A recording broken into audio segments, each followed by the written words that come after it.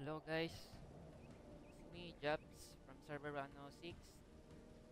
Tayo nagbabalik at susubukan natin pumunta sa new update na Abyssal Plain. So, sa mga hindi nakakaalam guys, ito ay kaka-release lang kaninang alas 12 ng gabi, ika 120 days, kasabay ng ating skill talent and artifact. So, ang tatalakayan natin for today is yung artifact at yung Abyssal Plains na release. So, dito sa Abyssal Plains, from server 97 to 112, yan yung mga kasama namin sa server. At nakita nyo naka-highlight yung green. Yung server namin is 106.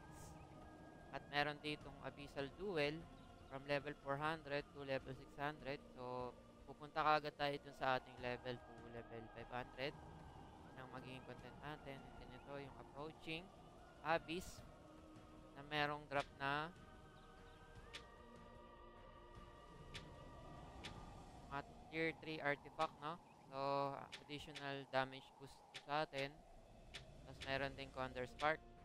Ito yung nagsisimula every 8 p.m.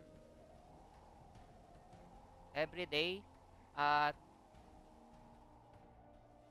ayan. So, tingin ko dito na makikita-kita lahat ng mga player from server 97 to 112 sa boss na ito.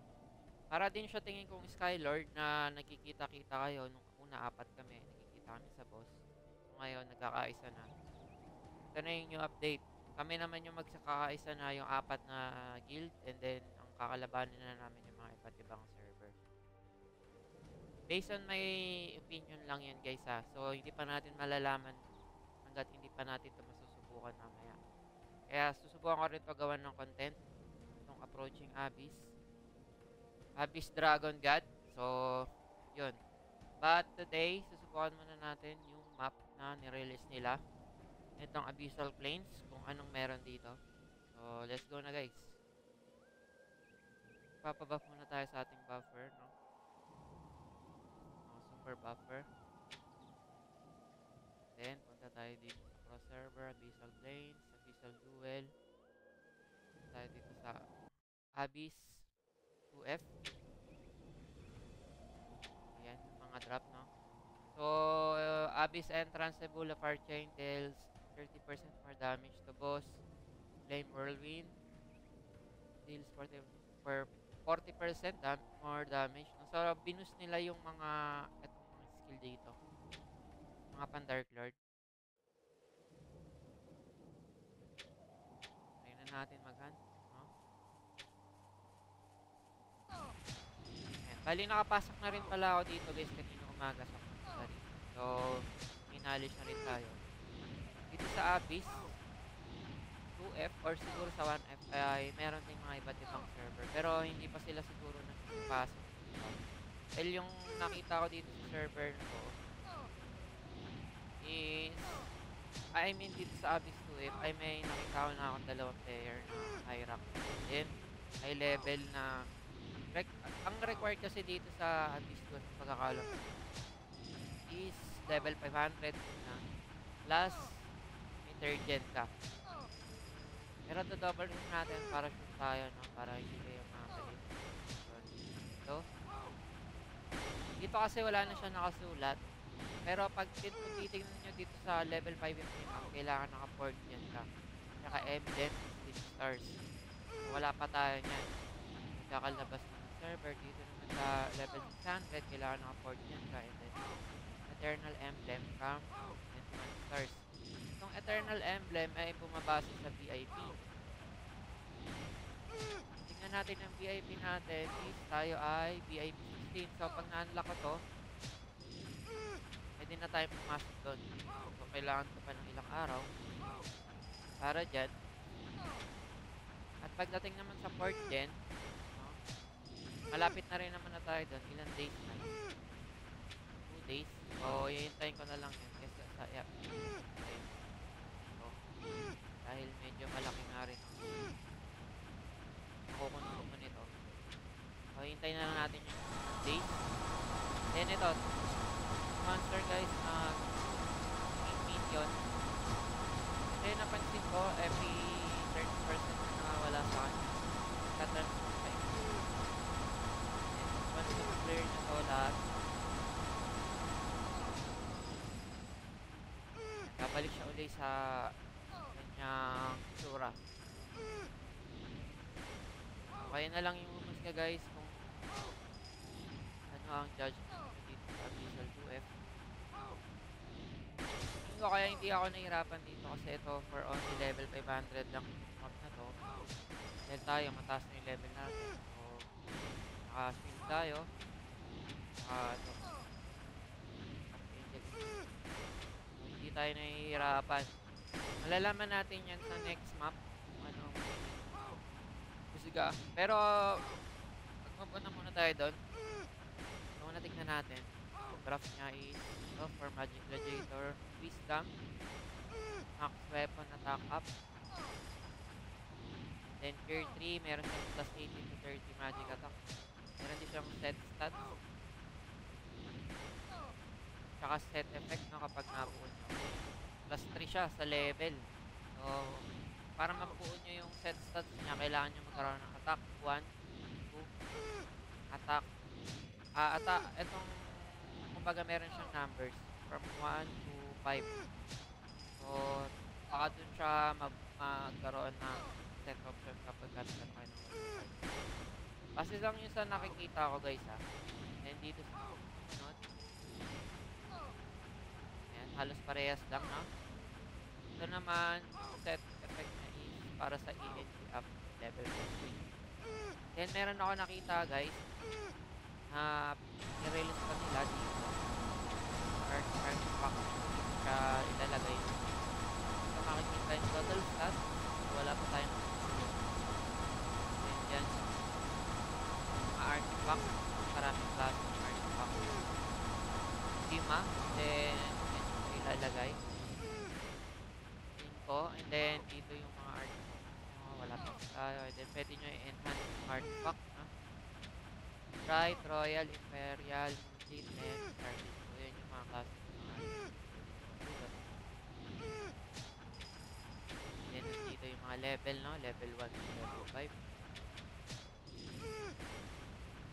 From 1 to 5 pala. Numbers lang yan. So, yung level pala, dito pala yan. Okay, and then meron pa ako guys na nakita para ma-check nyo kung ano yung mga level ng artifact dito sa inventory. No? Nag-break na po. Yung own, wala tayo, no? So, dito tayo sa all. Kita nyo rito yung lahat ng klase ng artifact na pwede natin makuha. Fire of Last Awakening, Aurora Awakening, and then Slash Awakening, Something Sword. From 1 to 5. So, yung rarity niya is rare. Tradable siya, guys.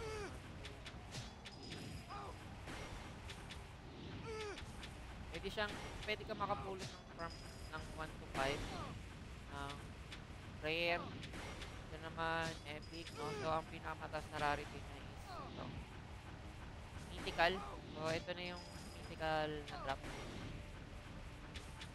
So, kaya na lang ang pwedeng mamili kung ano yung i-unlock or Awakening. Fire of Blast ba? Aurora, no?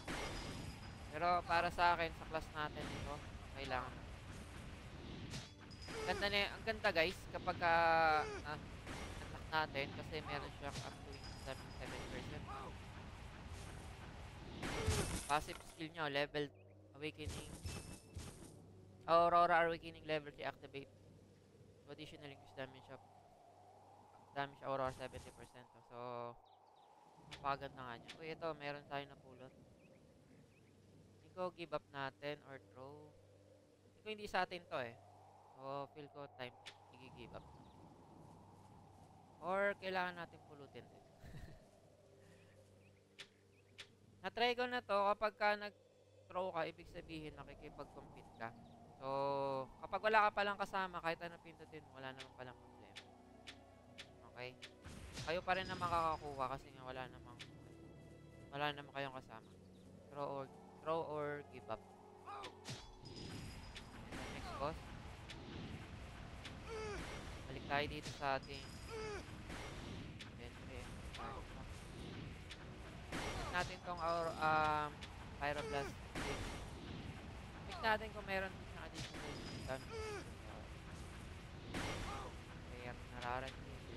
Yan meron nga guys, no? 1.5%. Ang epic up to 5%.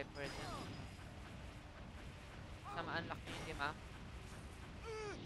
Nakita nyo na. Ganda ng bigay.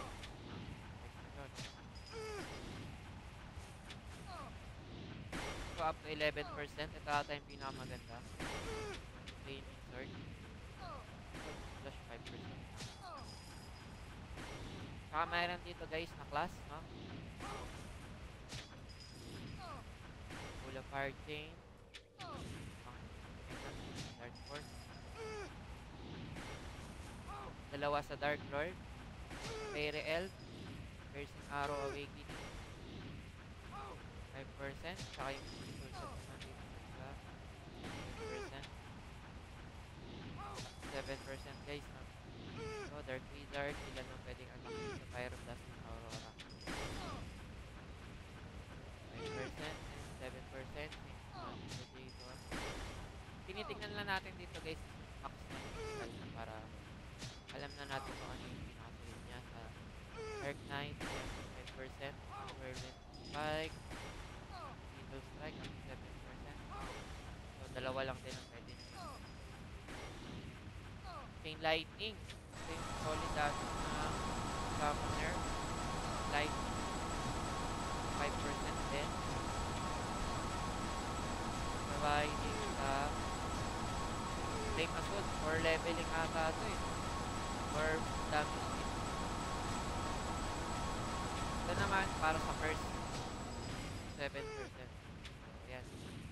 Ma-unlock nyo dito sa summoner is pwedeng awakening niya. So, yun guys. So, may nakita na kayong information for artifact. Check nyo lang dito sa ating master artifact para malaman nyo kagad.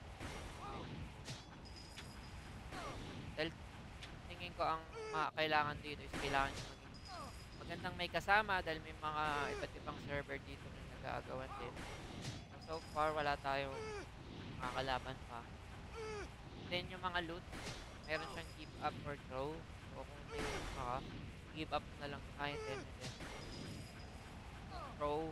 Nakikipag nagro-roll ka din. So kung sino makakuha. Sino pinakamataas siya yung makakakuha. So, yun guys. Yun lang ang tingin kong update na pwede kong ma-explain sa inyo. At ito, abangan natin ito mamaya guys, no? So, sana mamaya ay hindi siya kayanin ng PC natin, hindi siya mag-lag. Abangan nyo yung update natin dito sa Coaching Abyss Dragon God. So, ayun lang guys, ako yung magpapaalam na. See you na lang atin sa next content. Possible mamaya or bukas natin i-upload yan. So, huwag nyo kalimutan mag-follow sa ating sa page, subscribe syempre para updated kayo sa new content at kayo may mag-comment para sa ating update or magiging content natin, no? So, yan. Salamat sa mga nakasubaybay at tayo ay magpapaalam na. See you na lang sa ating